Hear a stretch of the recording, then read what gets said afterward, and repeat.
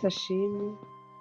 Dukomeje gushima Imana ikomeje kubana natwe no kuturinda, ikaba iduhaye kurama ndetse ikaduha umwanya mwiza kugira ngo dusangire, tuganire ku mirongo yadufashije mu bice twasomye none. Uyu munsi twasomye igitabo cy'Abami ba kabiri igice cya 20, dusoma n'igitabo cya Yesaya igice cya 38 na 39, dusoma Zaburi ya 25, dusoma n'igitabo cya mbere cya Petero igice cya 2. Wumvise ibi bitabo wakumva ari byinshi, ariko ntabwo ari byinshi ntabwo ari byinshi, cyane cyane ko hano mu Bami ndetse no muri Yesaya hari inkuru imwe, turahasanga inkuru imwe y'umwami witwa Hezekiya. Uyu mwami ngo yararwaye cyane yenda gupfa, hanyuma Imana imutumaho Yesaya ngo atunganye iby'inzu ye, kuko igihe cye cyo gutanga kigeze. Ariko Hezekiya ngo yerekere kure, atakambira Uwiteka. Imana ishimwe.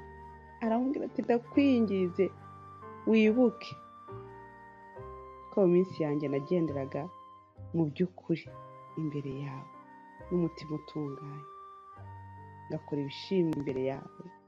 Imana ishimwe. Hezekiya iyo usomye aya magambo wumva ko yari umwami wubaha Imana kandi uyiringira, kandi wibutse no mu gice cya 37 twasomye ukuntu Hezekiya yasengaga Imana. Iyo yumvaga ibintu bikuye umutima bimubabaje yahungiraga ku Uwiteka, yari yiringiye Imana. Ubuzima bwe bwari burimo kwiringira Imana kwinshi no kuyizera, kandi ntavuga ngo yari umunyamasengesho. Iki gihe rero nabwo Yesaya yamubwiye ibyo gutanga, arahindukira asenga Imana. Ariko nakunze ubuhamya yitangira we ubwe. Imana ishimwe.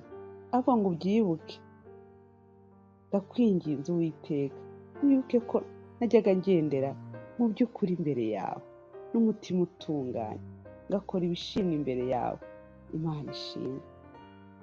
Hezekiya yari afite ibintu yibutse Imana, aravuga ati wibuke ko nagukiranukiye, wibuke nakubahishije.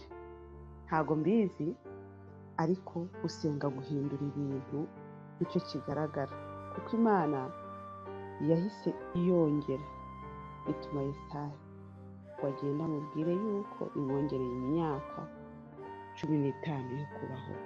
Imana ishimwe. Gusenga rero guhindura ibintu. Nawe jya ufata umwanya usenge, niba hari ibikugoye, niba hari ibyo ubona bidasobanutse, jya usenga Imana. Ifite ububasha bwo guhindura byose, ifite ububasha bwo kugusobanurira ibyo udasobanukiwe. Uyegere uyibwire, uhindukira kugira ibyo ubwira Imana. Haleluya. Imana yumva gusenga kandi igasubiza amasengesho. Muri Petero wa mbere rero twabonyemo amagambo meza avuga ukuntu Yesu ari ibuye rikomeza imfuruka. Hari umuntu watwigishije atubwira ko muri Isirayeli iyo bubakaga inzu bagashyiramo iryo buye rikomeza imfuruka, ngo iyo nzu yabaga ifite umutekano wose ko itazagwa, kuko ngo habaga imiyaga myinshi kandi ikomeye, ku buryo ayo mazu atarafite iryo buye yashoboraga kugushwa n'iyo miyaga.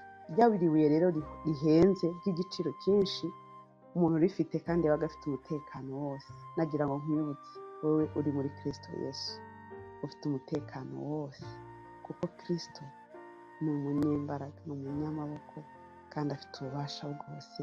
Imana ishimwe. Kandi nagira ngo nkwibutse uwo uri we wizeye Kristo. Muri Petero hatubwiye ngo ariko mwebweho muri ubwoko bwatoranijwe, abatambyi b'ubwami, ishyanga ryera, abantu Imana yaronse kugira ngo mwamamaze ishimwe ry'abahamagaye, ikabakura mu mwijima ikabageza mu mucyo w'itangaza. Imana ishimwe. Turi abatambyi b'ubwami. Ni uwo nguwo uriwe muri Kristo Yesu. We wamaze kumwizera, jya umenya uwo uriwe n'agaciro kawe, bitumye ugenda nk'umwami, nk'umutambyi w'ubwami, bituma ugenda nk'umuntu waronswe n'Imana, bituma ugenda nk'umuntu ugendera mu mucyo witangaza. Imana ishimwe. Yesu agufashe kandi agushoboze gukora ibyo yishimira.